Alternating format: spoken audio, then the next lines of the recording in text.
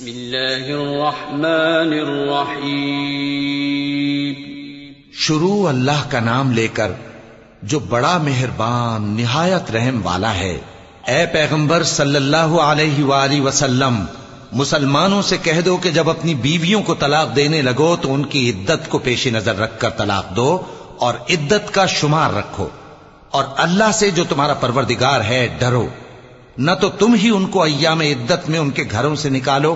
اور نہ وہ خود ہی نکلیں، ہاں اگر وہ کھلی بے حیائی کریں تو اور بات ہے، اور یہ اللہ کی حدیں ہیں، اور جو اللہ کی حدوں سے تجاوز کرے گا وہ اپنے آپ پر ظلم کرے گا۔ اے طلاق دینے والے، تجھے کیا معلوم، شاید اللہ اس کے بعد رجعت کی کوئی سبیل پیدا کر دے۔ پھر جب وہ اپنی میعاد یعنی عدت ختم ہونے کے قریب پہنچ جائیں تو یا تو ان کو اچھی طرح سے زوجیت میں رہنے دو یا اچھی طرح سے علیحدہ کر دو، اور اپنے میں سے 2 منصف مردوں کو گواہ کر لو، اور اے گواہو، اللہ کے لیے درست گواہی دینا۔ ان باتوں سے اس شخص کو نصیحت کی جاتی ہے جو اللہ پر اور روز آخرت پر ایمان رکھتا ہے، اور جو کوئی اللہ سے ڈرے گا وہ اس کے لیے رنج و غم سے نجات کی صورت پیدا کر دے گا، اور اس کو ایسی جگہ سے رزق دے گا جہاں سے اس کو وہم و گمان بھی نہ ہو، اور جو اللہ پر بھروسہ رکھے گا تو وہ اس کے لیے کافی ہوگا۔ اللہ اپنے کام کو جو وہ کرنا چاہتا ہے پورا کر دیتا ہے۔ اللہ نے ہر چیز کا اندازہ مقرر کر رکھا ہے۔ اور تمہاری طلاق والی بیویاں جو حیض سے نا امید ہو چکی ہوں، اگر تم کو ان کی عدت کے بارے میں شبہ ہو تو ان کی عدت 3 مہینے ہے،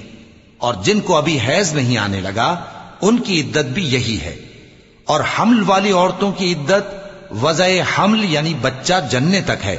اور جو اللہ سے ڈرے گا اللہ اس کے کام میں سہولت پیدا کر دے گا۔ یہ اللہ کا حکم ہے جو اس نے تم پر نازل کیا ہے، اور جو اللہ سے ڈرے گا وہ اس سے اس کے گناہ دور کر دے گا اور اسے اجر عظیم بخشے گا۔ طلاق والی عورتوں کو ایام عدت میں اپنی حیثیت کے مطابق وہیں رکھو جہاں خود رہتے ہو، اور ان کو تنگ کرنے کے لیے تکلیف نہ دو، اور اگر وہ حمل سے ہوں تو بچہ پیدا ہونے تک ان کا خرچ دیتے رہو، پھر اگر وہ بچے کو تمہارے کہنے سے دودھ پلائیں تو ان کو ان کی اجرت دے دو،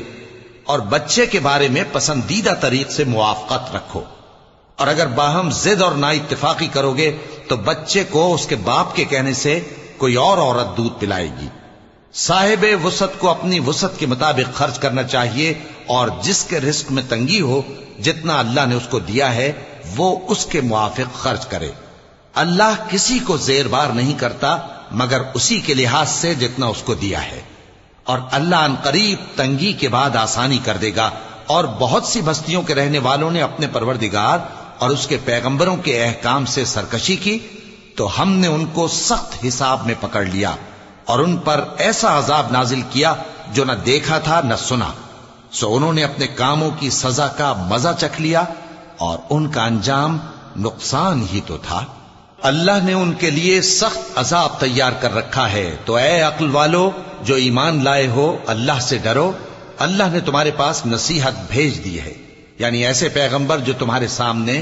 اللہ کی واضح آیتیں پڑھتے ہیں تاکہ جو لوگ ایمان لائے اور عمل نیک کرتے رہے ہیں ان کو اندھیروں سے نکال کر روشنی میں لے آئیں، اور جو اللہ پر ایمان لائے گا اور عمل نیک کرے گا وہ ان کو جنتوں میں داخل کرے گا جن کے نیچے نہریں بہ رہی ہیں،